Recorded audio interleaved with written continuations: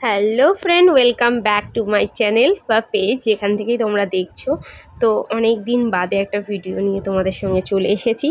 তো বহুদিন ধরেই ঘরে বসে রয়েছি, বেরোই না। আর ঘরে তেমন কিছু দেখানোর মতন থাকে না, কারণ ফোন নিয়ে কোনো কিছু করতে গেলেই মাম চলে আসে। তো যাই হোক, আজকের বহু দিন বাদে নয়, বহু মাস বাদে দুই বান্ধবী দেখা করতে যাওয়ার প্ল্যান করেছি। তো বান্ধবীও বাপের বাড়ি গেছে আর আমিও বাপের বাড়ি গিয়েছি, তো সেখান থেকেই মিট করার একটা প্ল্যান করা হয়েছে। তো উইদাউট কাউকে না নিয়েই চিন্তা করা হয়েছে, শুধু দুজনেই যাব। তো আমি তো আমার বাবার কাছে দিয়ে এসেছি মামকে, আর বলেছি যে ওই একটা বেলা তুমি একটু হ্যান্ডেল করো, আমি একটু ঘুরে আসি। আর ওর ফ্যামিলিকে, ওর মেয়েকে ধরিয়ে দিয়ে চলে এসেছে। আর ইন্টারেস্টিং ব্যাপারটা কি জানো, আমাদের এই দুই বান্ধবী মানে খুব ছোটোবেলা থেকে আমরা বান্ধবী নই। আমাদের দেখা সাক্ষাৎ বলতে গেলে ওই 11-12 ওই রকম টাইম থেকেই আমাদের দেখা সাক্ষাৎ। তারপরে এইচএসটা কমপ্লিট করে তারপরে যখন আমরা অনার্স নিয়েছিলাম, তো এক জায়গায় পড়তে যেতাম, স্কুলও একসাথে নয়। দেন ওর সাথেই এখনও পর্যন্ত কানেকশান আছে। আরও একটা ইন্টারেস্টিং পার্ট হচ্ছে, আমার বিয়ের পরের মাসেই হচ্ছে ওর বিয়ে হয়েছে, আর ওর বেবি হওয়ার 1-2 মাসের মধ্যেই আমার বেবি হয়েছে। মানে সিমিলার, দুজনারই মোটামুটি একসাথে সাথেই চলা হচ্ছে। তো দুজনেই এখন বার হয়েছি। তো কোথায় যাব, এমনি হরিনামের মাঠে গিয়ে আমরা বসে আড্ডা মারি। তো এবারে ভেবেছি যে না, আর মাঠে গিয়ে বসবো না, একটু বাইরে কোথাও থেকে ঘুরে আসা যায়। তো আমরা চলে এসেছি, বুঝতেই পারছো যে আমরা কোথায় চলে এসেছি। আমরা চলে এসেছি পাটুলিতে। তো অনেক বছর হয়ে গেছে সত্যি কথা বলতে এই দিকে আসা হয় না। আর সত্যি কথা বলতে একদমই ট্রাভেলটা আমরা দুজনেই করা পুরো বন্ধ হয়ে গেছে, ঘরবন্দি হয়ে গেছি। তো বলা যায় ওই সংসারে কুচকাজ, তারপরে নিজেদের ভালো মন্দ এইসব আলোচনা করতেই চলে এসেছি। আর কিচ্ছু নয়, আর একটু খাওয়া দাওয়া করবো, আর নিজেদেরকে একটু রিল্যাক্স করবো। বাচ্চাদেরকে দিয়ে এসেছি, আর বড়দের তো একেবারে শ্বশুরবাড়িতে ছেড়ে এসেছি। তো দেখো এখানে মানে প্রচুর কাবাব, তারপরে অনেক স্টলগুলো রয়েছে, আর স্টলগুলো সত্যিই খুব সুন্দর করে সাজিয়েছে। অনেক দিন বাদে বেরিয়ে বুঝতে পারছি না যে কোনটা খাবো, তো আগে প্রথমত দেখে নিই। আর এখন যেহেতু বিকেলবেলা, তাড়াতাড়ি বেরিয়ে এসেছি, তো যাওয়ার তাড়াটাও আছে বাড়িতে। কারণ আমার যেমন মিঠিকে বাবা রাখাটা খুবই চাপের হয়ে যাবে, ওই জন্য ওকে ঘুম পাড়িয়ে, খাইয়ে দাইয়ে ঘুম পাড়িয়ে আমি এসেছি। তো জানি না কতক্ষণ ও থাকবে, তো সেই জন্য তাড়াতাড়ি আবার বেরিয়ে যেতে।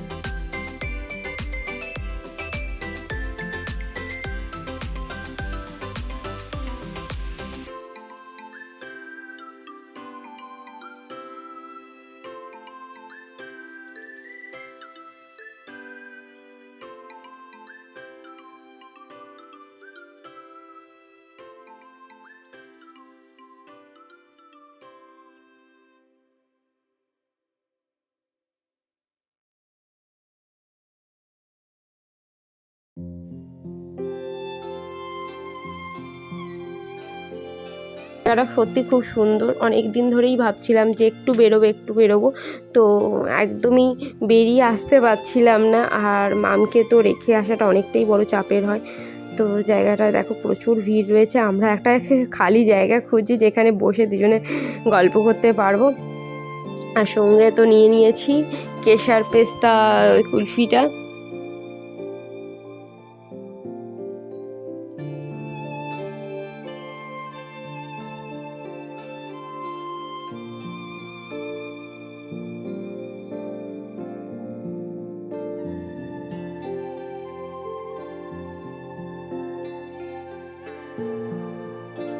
কিন্তু খুব সুন্দর লাগছে, এখানে একটা গ্লোব রয়েছে, আর এখানে একটা ফাউন্টেন, যেটা যখন চালু হবে এটা সত্যি সুন্দর লাগবে। তো এইখানের একটা সিট পেয়ে গেলাম, খালি সিট রয়েছে, তো এখানেই বসে যাব চিন্তা করেছি। আর এই দেখো আমার এখানে কি ভালোবাসার পাটুলি লেখা রয়েছে। আর অপর দিকে কিন্তু ব্যস্ত শহর, পুরো গাড়ি চলছে, আর এদিকে মানুষ দেখো। আর আস্তে আস্তে দেখো মোটামুটি কুচকাচ লাইট জ্বালা শুরু হয়ে গিয়েছে। তো এখানে বসে কিছুক্ষণ গল্প করি, আর তার কিছুক্ষণের মধ্যেই দেখো লাইটও জ্বালা শুরু হয়ে গেছে, ফাউন্টেনটাও চালু করে দিয়েছে। আর এদিকে সমস্ত কিন্তু লাইটগুলো আস্তে আস্তে জ্বালিয়ে দিয়েছে। আবার অনেক বছর বাদে ব্যস্ততার মাঝে বান্ধবী আর আমি মিলে ঘটি গরম। বেশ সময়টা বেশ ভালোই যাচ্ছে, কিন্তু মাথার যে চাপটা সেটা যেন কিছুতেই কমতে চাইছে না। সেটা বোধহয় আর কমারও নয়, ওটা দিনে দিনে বেড়েই চলেছে। সঙ্গে সংসার, বাচ্চা, সব কিছু নিয়ে নিজেদেরকে হারিয়ে ফেললে বোধহয় খুব একটা ঠিক হবে না, যার জন্য দুজনে বেরিয়ে পড়েছি। আর সত্যি কথা বলতে এই ব্যস্ততার মাঝে একটু নিজেকেও সময় দেওয়াটা অনেকটা দরকার।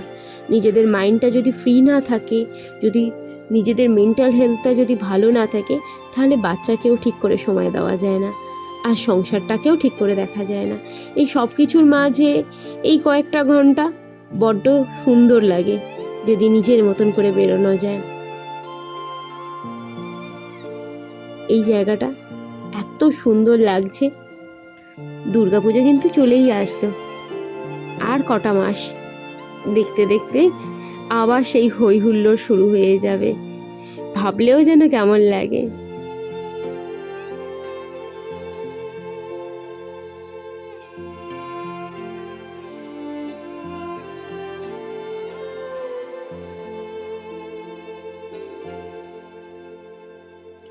চলো এই রাস্তাটা পুরোটাই হেঁটে যাই।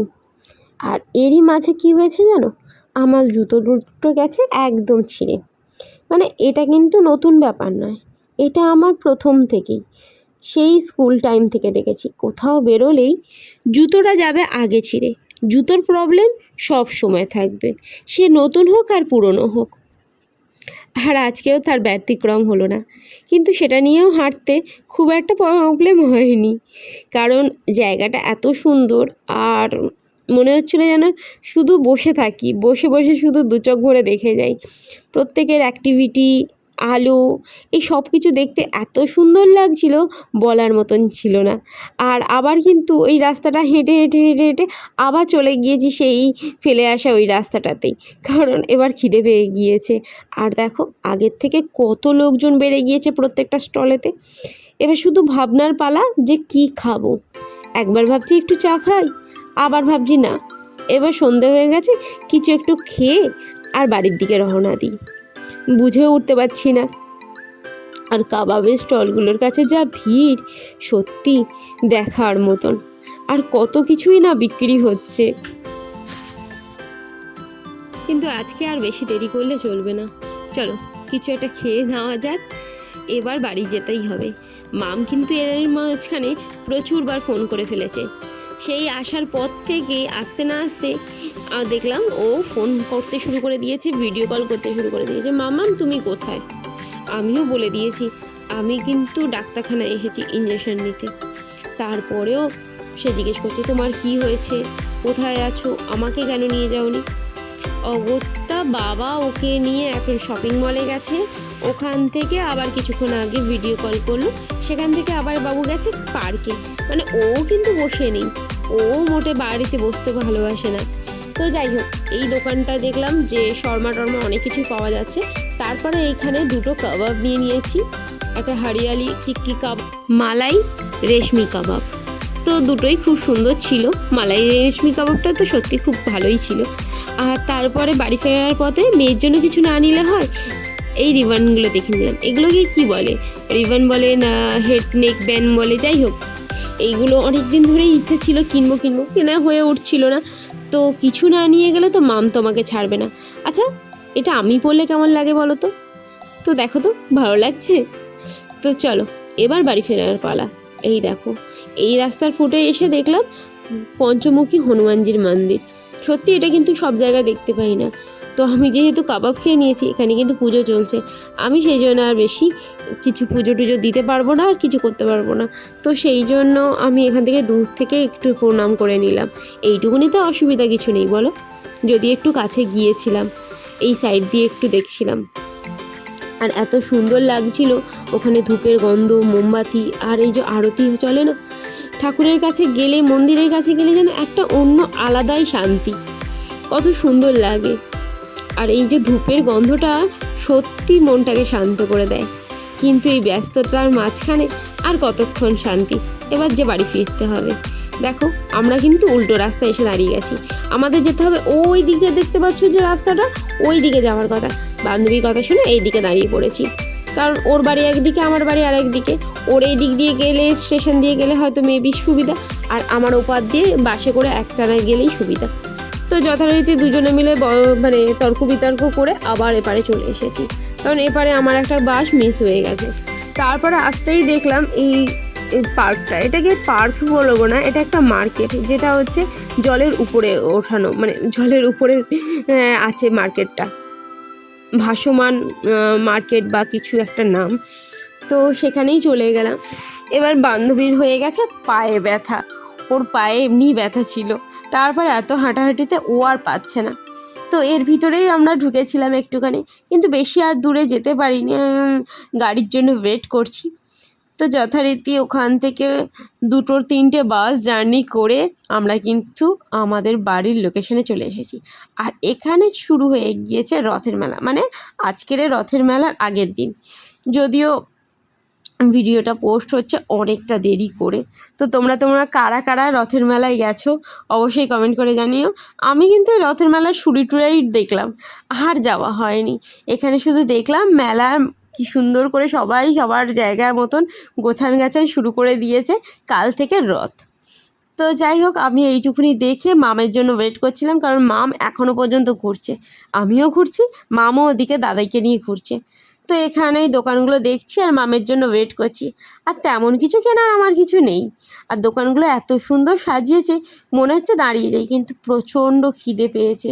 মানে ওখান থেকে খেয়ে এসেছি, কিন্তু আমার যেন আবারও খিদে পেয়ে গেছে, কারণ এইটুকুনি জার্নি করে বাইরে বেরোলে যেন কেমন যেন একটু বেশিই খিদে পায়।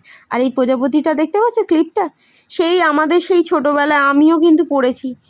তা মেয়ের জন্য নেওয়ার ইচ্ছা হচ্ছিলো, তারপর ভাবলাম যে না, মেলাতে এসে একেবারে নেব, কিন্তু জানো তো আলটিমেটলি নেওয়াই হলো না। যাই হোক, পরে যদি যাই মেলাতে, যাবো কি না বলতে পারছি না, যদি যাই তাহলে ওর জন্য নেব, যদিও অনেকগুলো ওর জন্য ক্লিপ গার্ডার এগুলো নিয়েছি। আর এখন তো মেয়ের জন্যই শুধু শপিং করা হয়, নিজেদের জন্য খুব একটা কেনা হয় না। আর অনলাইন হতে সেই জন্য অনলাইন থেকেই দেখে দেখে নেওয়া হয়, এমনি নেওয়া হয় না। কিন্তু ঘাঁটাঘুটি করতে কিন্তু বেশ মজা লাগে। তোমাদের কাদের ভালো লাগে ঘাঁটাঘাঁটি করতে, তারপরে শুধু দাঁড়িয়ে দাঁড়িয়ে দেখতে? আমার তো দেখতেই খুব ভালো লাগে, কেনার থেকে বেশি শুধু তাকিয়ে দেখে দেখতেই ভালো লাগে, কত জিনিস কী আছে না আছে ঘেঁটে ঘুটে দেখে তারপর মনে হয় না এগুলো তো আর লাগবে না, ও নিয়ে কী হবে, এ তো আছে বলে রেখে দিয়ে চলে আসি। এই করছিলাম আর ওয়েট করছিলাম। যাই হোক, তারপরে কিন্তু মাম কিন্তু আসার পরে কিন্তু আমাদের কিছু খেতে হবে। আর এইদিকে দেখো কত ক্লিপ দেখছি, আর মনে মনে ভাবছি আমার চুলগুলোই তো আজকাল বড্ড উঠে যায়, কী আর দেখবো আর কী আর কিনবো। প্রত্যেকটা দোকানে দোকানে গিয়ে দেখছিলাম, কানের হাত দিতে গিয়েও শুধু মনে হচ্ছে না, কানের দুলই তো আমি পরি না, নেওয়া আছে প্রচুর বাড়িতে, কিন্তু যখন সারাদিনই থাকি তখন কানের দুল কিছু পরি না। আর এখানে মেটালের ক্লিপগুলো দেখো, এগুলোর মাত্র দাম হচ্ছে 30 টাকা করে, মেটালের জিনিসগুলো খুব সুন্দর লাগছিল। তারপরে মেলাতে মানে এত দোকান বসেছে, সত্যি হাঁটার জায়গা নেই এখন। আগে না মেলাটা বাইরে হতো, আমাদের এই হরিনামী মাঠের বাইরে হতো, তো মাঠে সবাই বসতে পারতো, কিন্তু এখন আর বসবার উপায় নেই। আর এই জায়গাটা দেখো, এইখানে এই দোকানটা কত সুন্দর সুন্দর বাচ্চাদের সমস্ত খেলা, স্টিকার, এই সমস্ত জিনিস পাওয়া যাচ্ছে। আর আমার হাতে দেখো একটা কিউট একটা মুরগি, এটা কিন্তু শার্পনার। আর এত সুন্দর সুন্দর শার্পনারগুলো বেরিয়েছে, দেখো এখানে একটা ইউনিকর্ন রয়েছে, এরকম প্রচুর কিউট কিউট জিনিস রয়েছে। কিন্তু মেয়ের জন্য নিতে গিয়েও ভাবলাম যে না, ওর জন্য যদি নিই না, ও ওটার দিকেই তাকিয়ে বসে থাকবে, যেটুকুনি বা লেখা শিখছে সেইটুকুনি ও লেখার দিকে মন দেবে না। তো দেখে চোখ ভরিয়ে ভাবলাম যে না থাক, এখন আর কিছু নেব না, পরে নেব। এখন একটু ছোট আছে তো, বেশি জিনিস নিলে তো বেশি ওগুলোর দিকে অ্যাট্রাক্ট করবে। তো এদিক ওদিক করে ঘোরাঘুরি করে সংসারী মানুষদের এই বাসন কোসনের দিকেই যেন আলটিমেটলি চোখটা যায়। যদিও এখন আমার আর সংসারে তেমন কিছু জিনিসের দরকার নেই, আমার শুধু মনে হয় যে যেটুকুনি জিনিস আছে সেইটুকুনি জিনিসের মধ্যে থাকা ভালো। বেশি জিনিস নিলে সেইগুলো গুছিয়ে রাখাটা খুব সমস্যা হয়ে যায়, আর আমিও মনেও রাখতে পারি না কটা কী জিনিস আছে। আর এদিকে দেখো সমস্ত নাগরদোল্লাগুলোকে মাম দেখছে, আর ও চড়ার জন্য বায়না করছে। এর মধ্যে কিন্তু মাম কিন্তু চলে এসেছে কোন তালে, তোমরা কিন্তু বুঝতেও পারোনি। যাই হোক, মেয়েদের সব থেকে ফেভারিট জায়গা কিন্তু এই দুলের কালেকশানগুলো, কত সুন্দর সুন্দর কত কালেকশান রয়েছে, মানে এক একটা এত সুন্দর বলার মতো নয়। কিন্তু ভাবি যে আমরা তো সারাদিন বাড়িতে বসেই থাকি, এত ভারী ভারী দুলগুলো কোথায় বা পরবো, কবে একটা বিয়ে বাড়ি আসবে তারপরে। চলো আজকে আর বেশি কথা বলবো না, আইসক্রিম খেতে খেতে এবার বাড়ির দিকে রওনা দিই। তার আগে কিন্তু আমরা ফুচকাও খেয়ে নিয়েছি আর রোলও খেয়ে নিয়েছি। আর বেশি নয়, ভিডিওটা কেমন লাগলো অবশ্যই কমেন্ট করে জানিও। আর পেজ বা তুমি যদি ইউটিউব থেকে দেখে থাকো অবশ্যই চ্যানেলটা সাবস্ক্রাইব করে নিও আর কমেন্ট করতে ভুলো না। টাটা, বাই বাই, আবার দেখা হবে কোনো না কোনো ভিডিওতে। ভালো থেকো, সুস্থ থেকো, সাবধানে থেকো, টাটা।